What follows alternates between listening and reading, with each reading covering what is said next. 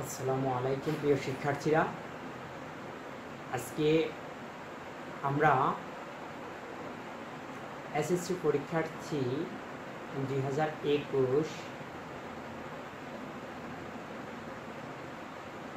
তোমাদের জন্য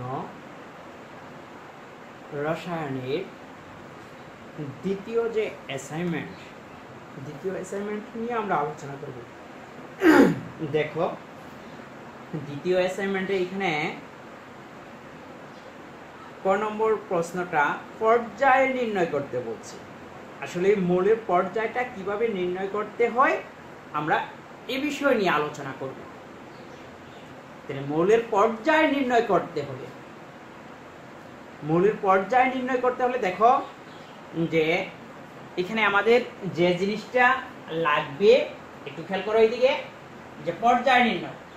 কোন মৌলের ইলেকট্রন বিন্যাসে যতটা কক্ষপথ বা শক্তি স্তর থাকে,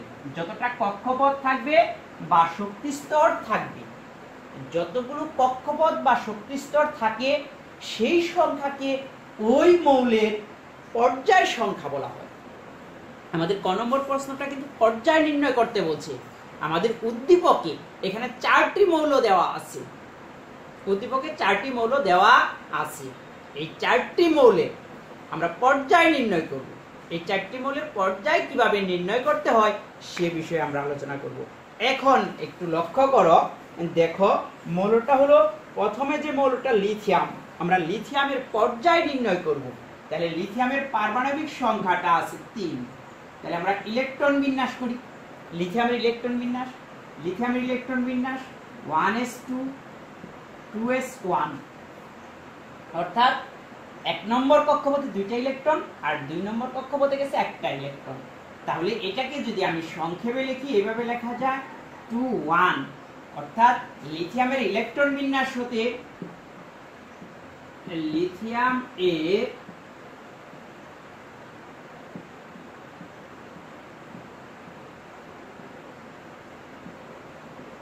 ইলেকট্রন বিন্যাস হতে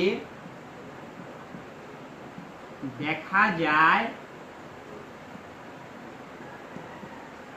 এর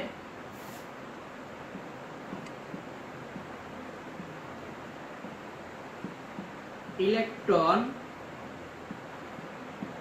দুটি কক্ষপথে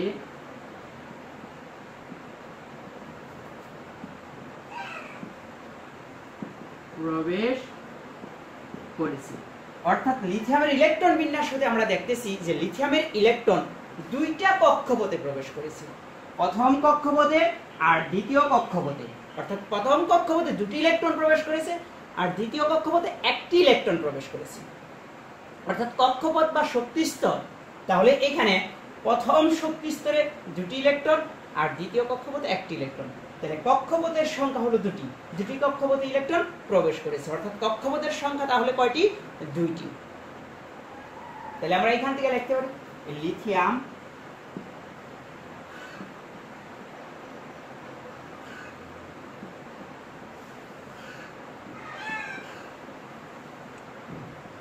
লিথিয়ামের পর্যায় সংখ্যা হবে 2।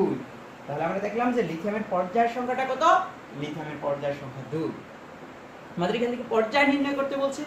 এখানে 4টি মৌল দেওয়া আছে, এই 4টি মৌলেরই পর্যায় আমরা নির্ণয় করব। তাহলে আমরা এইখান থেকে বেরিলিয়ামের ইলেকট্রন বিন্যাস করি। বেরিলিয়ামের পারমাণবিক সংখ্যা 4। তাহলে 1s2 2s2, এটা আমি সংক্ষেপে করলে 2-2। তাহলে বেরিলিয়ামের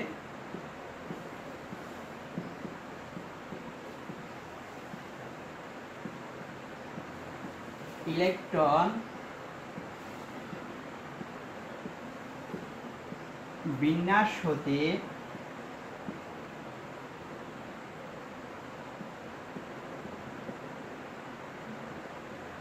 দেখা যায়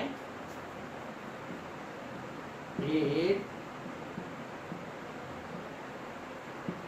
ইলেকট্রন দুটি শক্তি স্তরে প্রবেশ করেছে। এর ইলেকট্রন দুটি শক্তি স্তর বা দুটি কক্ষপথে প্রবেশ করেছে। তাহলে এইখান থেকে আমরা লিথিয়ামের পর্যায়টা আমরা কত লিখতে পারি? তাহলে আমরা লিখতে পারি বেরিলিয়ামের পর্যায়টা, বেরিলিয়াম এর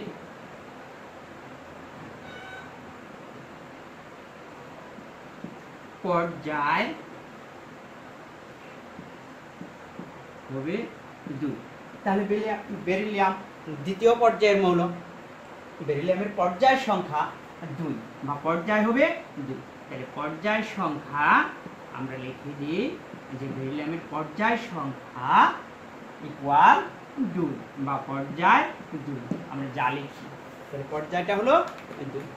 তাহলে বেরিলিয়ামের পরে এইখানে দেখো আর যে মৌলটা আছে, এখানে মৌলটা আছে সোডিয়াম।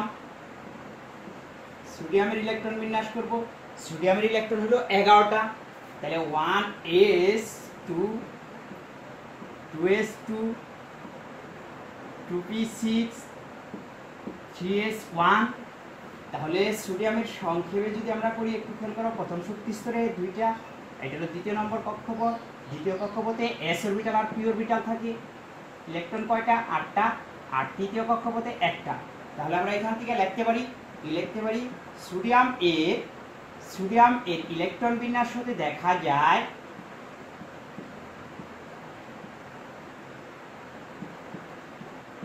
সোডিয়ামের ইলেকট্রন বিন্যাস হতে দেখা যায় এর ইলেকট্রন 3টি কক্ষপথে প্রবেশ করেছে। আর ইলেকট্রন 3টি কক্ষপথে প্রবেশ করেছে। সোডিয়ামের পর্যায় সংখ্যা, তাহলে আমি লিখতে পারবো সোডিয়াম এর পর্যায় সংখ্যা হবে 3। সোডিয়ামের পর্যায় সংখ্যা 3। তাহলে এইখানে সোডিয়ামের পরে আমি ম্যাগনেসিয়াম করব। দেখো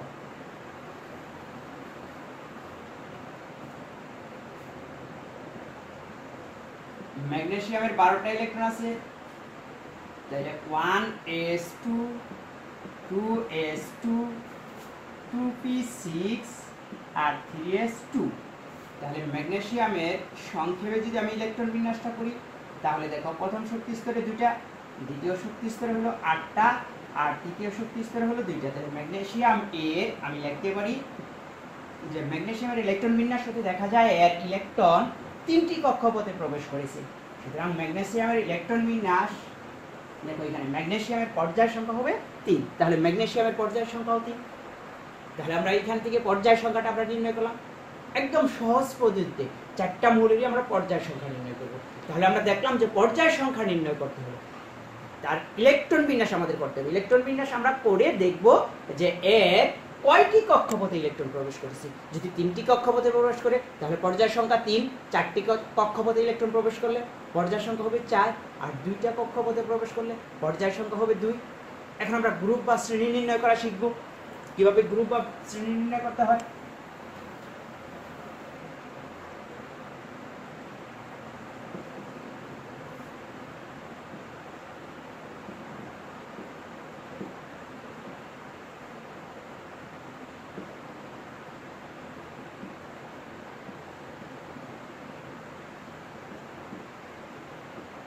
গ্রুপ বা শ্রেণী নির্ণয় খেয়াল করো।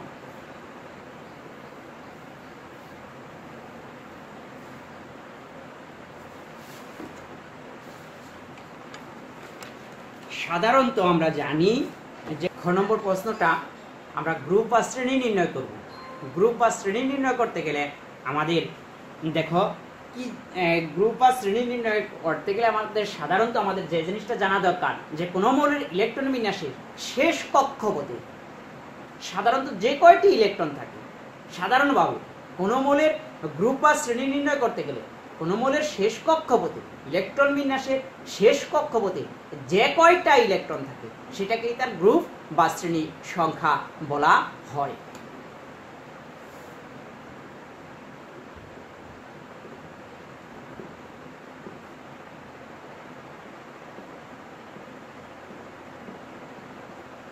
কোনো মৌলের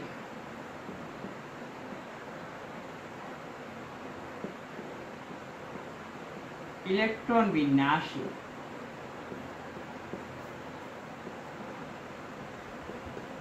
শেষ কক্ষপথে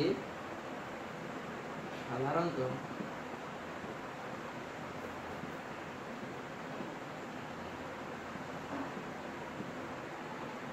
যতগুলো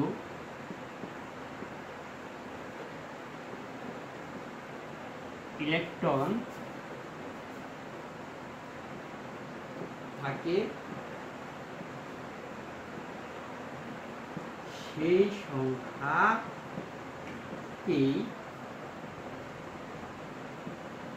গ্রুপ বা শ্রেণী সংখ্যা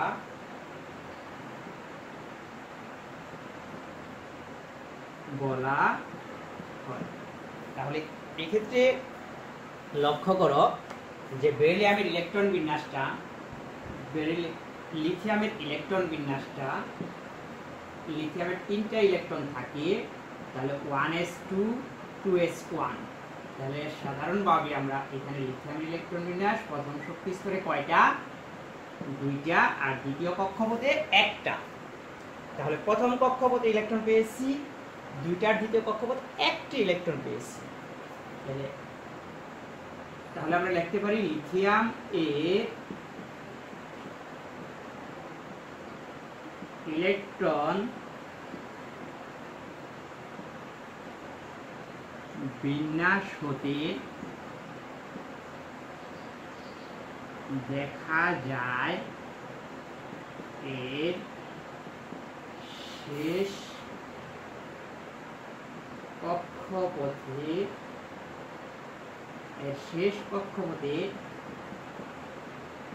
একটি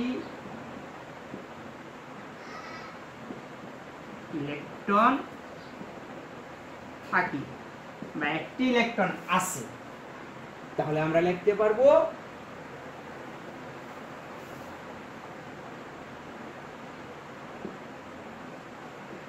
লিথিয়াম এর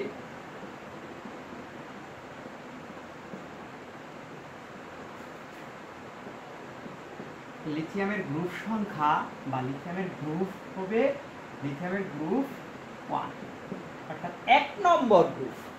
লিথিয়াম হলো 1 নম্বর গ্রুপের মৌল। তারপর আমরা বেরিলিয়ামের ইলেকট্রন বিন্যাস করব। বেরিলিয়ামের ইলেকট্রন বিন্যাসটা করব। তাহলে বেরিলিয়ামের ইলেকট্রন বিন্যাস 1s2 2s2।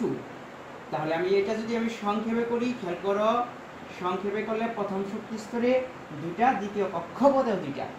তাহলে বেরিলিয়াম এর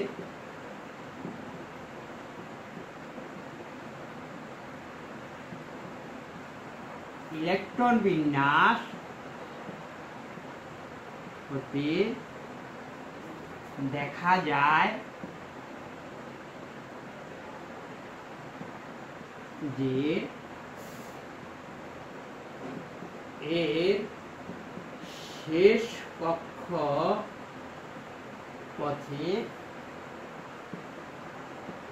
2টি ইলেকট্রন আছে। এর শেষ কক্ষপথে আছে 2টি ইলেকট্রন। তাহলে আমরা এখান থেকে লিখতে পারবো বেরিলিয়ামের গ্রুপ বা পর্যায়ের সংখ্যা, বেরিলিয়াম এর গ্রুপ বা শ্রেণী, গ্রুপ বা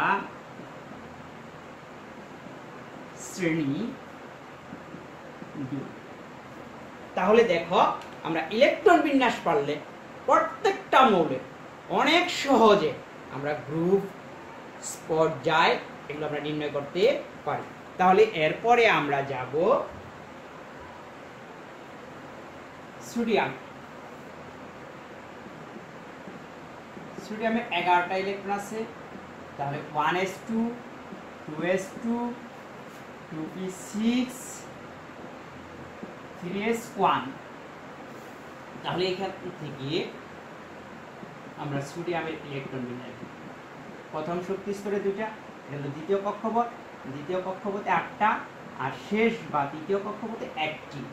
শেষ বা তৃতীয় কক্ষপথে 1টি। তাহলে এইখান থেকে এর আগে আমরা লিখছিলাম যে বেরিলিয়ামের দেখা, বেরিলিয়ামের ইলেকট্রন বিন্যাস হতে দেখা যায় এর শেষ কক্ষপথে 2টি ইলেকট্রন ছিল, তাই বেরিলিয়ামের গ্রুপ বা শ্রেণী হচ্ছে 2। এখন আমরা এখানে লিখব সোডিয়াম এর ইলেকট্রন বিন্যাস হতে দেখা যায় এর শেষ কক্ষপথে কয়টি ইলেকট্রন আছে? এর শেষ কক্ষপথে 1টি ইলেকট্রন আছে। তাহলে সোডিয়াম এর গ্রুপ বা শ্রেণী হবে A। সোডিয়ামের গ্রুপ বা শ্রেণী হবে A। তারপর আমরা দেখব ম্যাগনেসিয়ামের ইলেকট্রন বিন্যাস। ম্যাগনেসিয়ামের 12টা ইলেকট্রন থাকে, তাহলে 1s2 2s2 2p6 3s2। তাহলে ম্যাগনেসিয়াম এর প্রথম কক্ষপথে 2টি, এটা প্রথম কক্ষপথ, এটা দ্বিতীয় কক্ষপথ, এটা তৃতীয় কক্ষপথ, 8টি আর 2টি। তাহলে আমরা এখানে লিখতে পারবো যে ম্যাগনেসিয়াম এর ইলেকট্রন বিন্যাস হতে দেখা যায় এর শেষ কক্ষপথে 2টি ইলেকট্রন আছে, এর শেষ কক্ষপথে 2টি ইলেকট্রন আছে। সুতরাং আমরা এখানে লিখতে পারি যে ম্যাগনেসিয়ামের শ্রেণী বা গ্রুপ হবে কত? শ্রেণী বা গ্রুপ হবে 2 নম্বর গ্রুপের মৌল। তাহলে আমরা এখান থেকে দেখলাম যে ম্যাগনেসিয়াম হলো 2 নম্বর গ্রুপের মৌল। এর পরবর্তী প্রশ্নটা খেয়াল করো। এর পরবর্তী প্রশ্নটা আছে আমাদের পর্যায় সারণীর একই পর্যায় এবং গ্রুপ বা শ্রেণীতে পাশাপাশি অবস্থিত মৌলের আয়নীকরণ শক্তির তুলনা করতে হবে। আমরা আয়নীকরণ শক্তিটা তুলনা করব। কিভাবে আয়নীকরণ শক্তিটা তুলনা করতে হয় দেখো। আয়নীকরণ শক্তি কোন মৌল সর্ববহিষ্ঠ শক্তি স্তর থেকে 1 মোল ইলেকট্রন সরিয়ে 1 মোল ধনাত্মক আয়নে পরিণত করতে যে পরিমাণ শক্তির প্রয়োজন হয় তাকে ওই মৌলের আয়নীকরণ শক্তি বলে। আমরা আগে প্রথমে আয়নীকরণ শক্তির সংজ্ঞাটা আমরা দিয়ে নিই।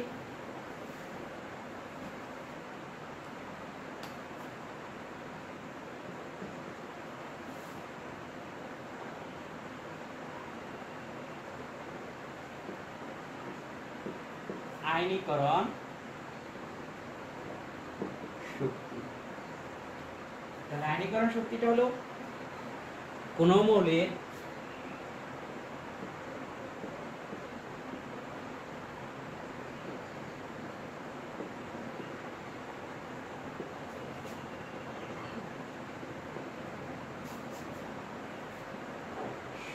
সর্ববহিষ্ঠ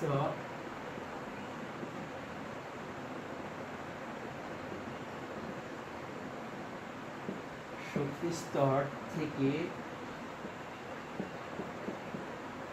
1 মোল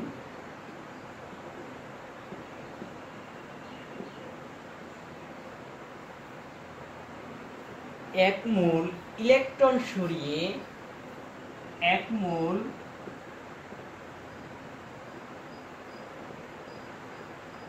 ইলেকট্রন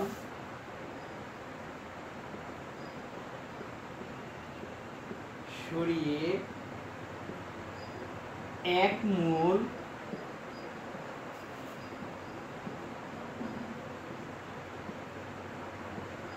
ধনাত্মক আয়নে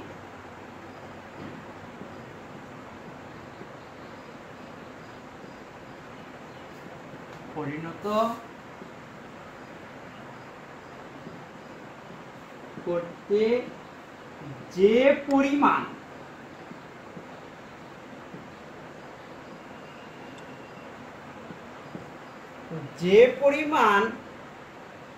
শক্তির প্রয়োজন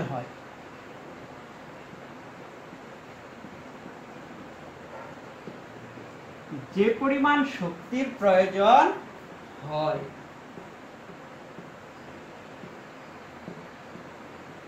তাকে ওই মৌলের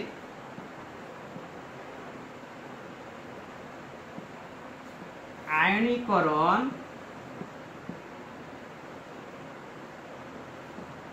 শক্তি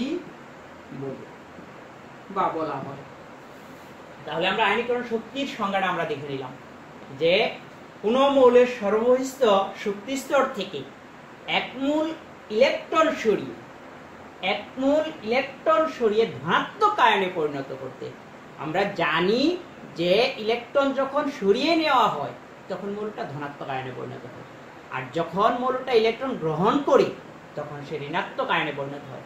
তাহলে এক মূল ইলেকট্রন সরিয়ে এক মূল ধনাত্মক আয়নে পরিণত করতে যে পরিমাণ শক্তিটার প্রয়োজন, যে পরিমাণ শক্তিটা আমাদের লাগবে, সেই শক্তিটাই হলো আয়নীকরণ শক্তি। তাহলে আয়নীকরণ শক্তিটা আমরা কিন্তু বুঝতেছি যে যদি এক মূল ইলেকট্রন সরিয়ে নিতে যদি বেশি শক্তির প্রয়োজন হয় তাহলে আয়নীকরণ শক্তির মান বেশি, আর ইলেকট্রন সরাতে যদি কম শক্তির প্রয়োজন হয়, খুব সহজেই যদি আমরা একটা মৌলের শেষ কক্ষপথ থেকে ইলেকট্রনকে সরিয়ে নিতে পারি তবে তার আয়নীকরণ শক্তির মানটা কি হবে? কমে যাবে, আয়নীকরণ শক্তির মান কম হবে। যত বেশি শক্তির প্রয়োজন হবে এক মূল ইলেকট্রন অপসারণ করতে ওই মৌলটার, তত হলো যে আয়নীকরণ শক্তির মান বেশি, আর যত কম শক্তির প্রয়োজন হবে এক মূল ইলেকট্রন সরাতে ওই মূলের আয়নীকরণ শক্তির মানটা হলো কম। আমাদের যে এইখানে দেখো যে এখানে যে উদ্দীপকে যে মৌলগুলো আছে এই মৌলগুলোর আয়নীকরণ শক্তিগুলো তুলনা করতে হবে যে কোনটার আয়নীকরণ শক্তি বেশি, কোনটার আয়নীকরণ শক্তির মান কম। এই মৌলগুলোর সাথে আমাদের কি করতে হবে? তুলনা করতে হবে।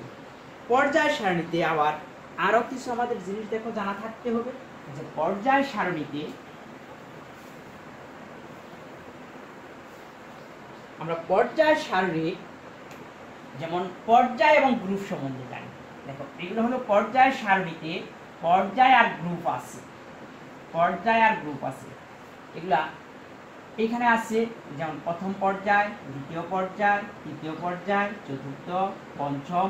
এই জন্য পর্যায় সারণীতে পর্যায় আসে 7টি, পর্যায় হলো 7টি, আর গ্রুপের সংখ্যা হলো 18টি। এদিকে গ্রুপের সংখ্যা থাকে, গ্রুপের সংখ্যা হলো 18টি। এখান থেকে দেখো গ্রুপের সংখ্যা, গ্রুপ হবে 1, 2, 3, 4, 5, এরকম গ্রুপের সংখ্যা হলো 18টি। পর্যায় সারণীতে পর্যায় হলো 7টি আর গ্রুপ হলো 18টি। আমরা জানি যে একই পর্যায়ে যদি আমরা উপর থেকে নিচের দিকে যাব আয়নীকরণ শক্তির মান কমতে থাকবে, আর একই পর্যায়ে যদি আমরা বাদিক থেকে ডান দিকে যাব আয়নীকরণ শক্তির মান বাড়তে থাকবে। তাহলে আমি কথাটা লিখে দিই, হ্যাঁ তোমরাও কিন্তু সবাই অবশ্যই এই কথাগুলো লিখে দিবা। পর্যায় সারণীতে একই পর্যায়ে যতই বাম দিক হতে ডান দিকে যাওয়া যায় ততই আয়নীকরণ শক্তির মান বৃদ্ধি পায়।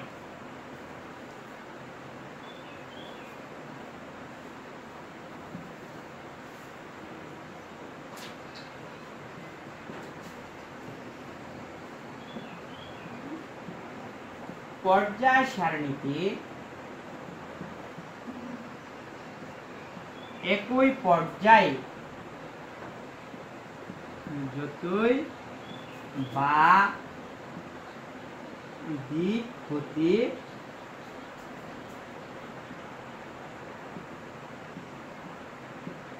ডান দিকে যাওয়া যায়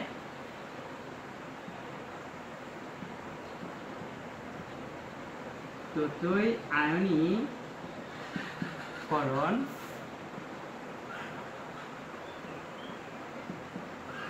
শক্তির মান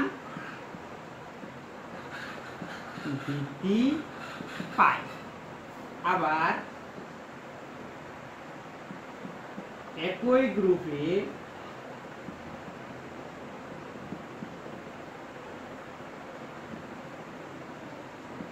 যতই নিচের দিক যতই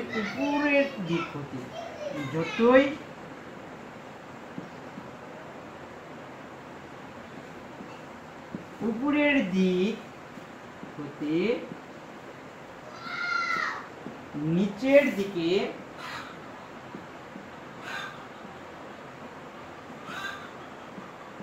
যাওয়া যাবে ততই আয়নীকরণ শক্তির মান কমবে। তাহলে আমরা এখানে দেখলাম যে একই পর্যায়ে যদি আমরা বাদিক থেকে ডান দিকে যাব, বাদিক হতে ডান দিকে যাব, আয়নীকরণ শক্তির মান বাড়বে। এগুলো তো অবশ্যই জানা থাকতে হবে। আর যদি আমরা উপরের থেকে নিচের দিকে যাব, একই গ্রুপে যদি আমরা উপর থেকে নিচের দিকে যাব, আমরা জানি যে যদি আমরা উপর থেকে নিচের দিকে যাই মৌলের আকারটা আস্তে আস্তে বৃদ্ধি পেতে থাকে, তখন আয়নীকরণ শক্তির মানটা কমতে থাকে। আর একই পর্যায়ে যতই আমরা বাদিক থেকে ডান দিকে যাব ততই মৌলের আকারটা আস্তে আস্তে ছোট হতে থাকবে আর আয়নীকরণ শক্তির মান বৃদ্ধি পেতে থাকবে, আয়নীকরণ শক্তির মান বৃদ্ধি পেতে থাকবে। এখন আমরা লিথিয়ামের আমরা এইখানে পর্যায় সারণীতে এখানে 4টা মৌল উদ্দীপকে আমাদের 4টা মৌলের কথা উল্লেখ আছে, 4টা মৌলের কথা উদ্দীপকে উল্লেখ আছে। এখানে দেখো লিথিয়াম, সোডিয়াম, বেরিলিয়াম আর হলো ম্যাগনেসিয়াম। আমরা জানি যে এটা 1 নম্বর গ্রুপের মৌল আর এগুলো হলো 2 নম্বর গ্রুপের মৌল।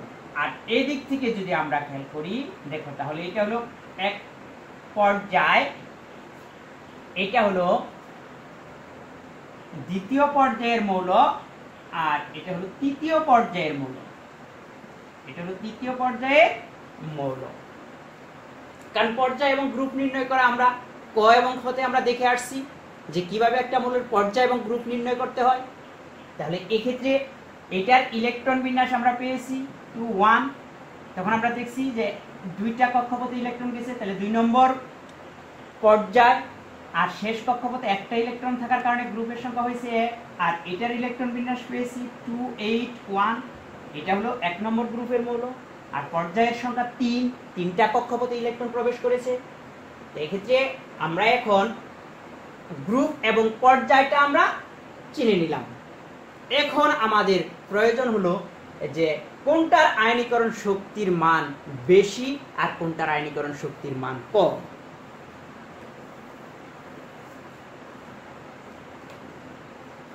তাহলে দ্বিতীয় পর্যায়ের মৌলগুলো নিয়ে আমরা আলোচনা করি। এইটার ইলেকট্রন বিন্যাস 1s2 2s1, অর্থাৎ লিথিয়ামের 2 1 আর বেরিলিয়ামের লিথিয়ামের 3টে ইলেকট্রন আর বেরিলিয়ামের 4টা ইলেকট্রন 1s2 2s2। এটা আমি সংক্ষেপে করলে 2 2। তাহলে দেখো লিথিয়াম এবং বেরিলিয়াম, লিথিয়াম এবং বেরিলিয়াম উভয়েই দ্বিতীয় পর্যায়ের মৌল, লিথিয়াম এবং বেরিলিয়াম উভয়ই দ্বিতীয় পর্যায়ের মৌল।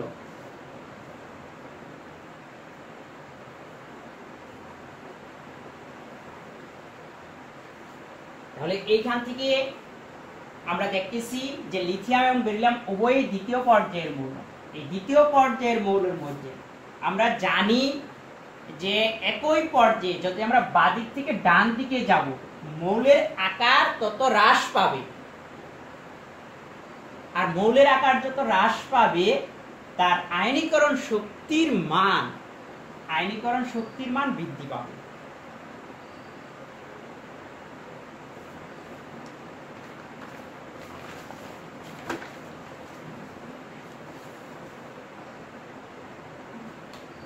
তাহলে লিথিয়াম এবং বেরিলিয়াম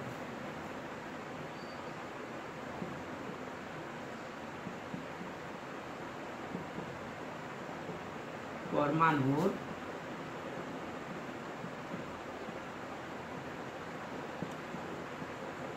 ইলেকট্রন বিন্যাস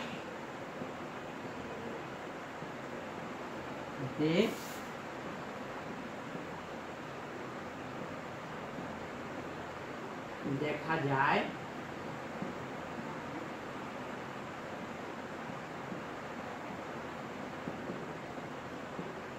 উভয় পরমাণু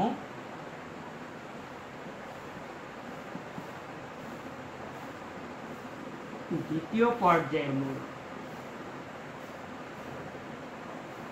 তাহলে লিথিয়ামের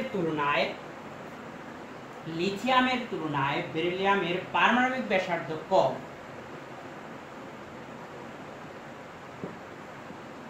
লিথিয়াম এর তুলনায় বেরিলিয়াম এর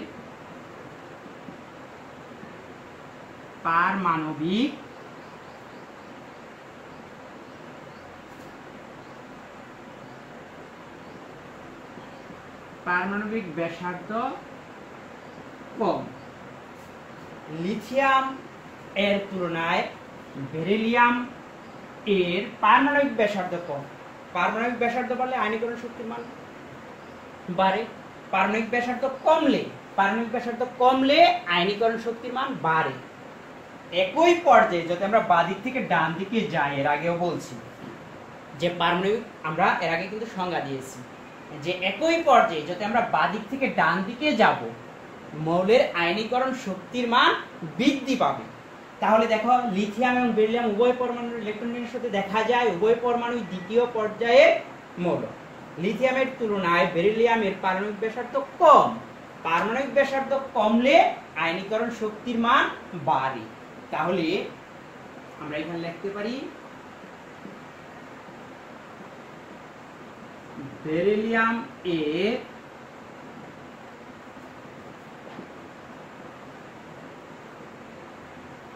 আয়নীকরণ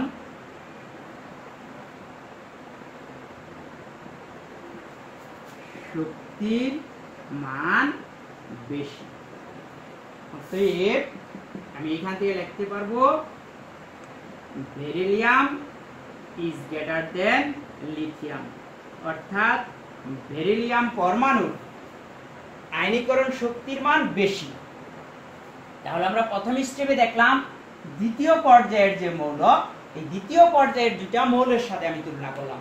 দ্বিতীয় পর্যায়ের দুটা মৌলের সাথে তুলনা করে আমরা দেখলাম যে লিথিয়ামের তুলনায় বেরিলিয়ামের আয়নীকরণ শক্তির মান বেশি। কারণ লিথিয়াম এবং বেরিলিয়াম দ্বিতীয় পর্যায়ের মৌল। একই পর্যায়ে যদি আমরা বাদিক থেকে ডান দিকে যাব, মৌলের আয়নীকরণ শক্তির মান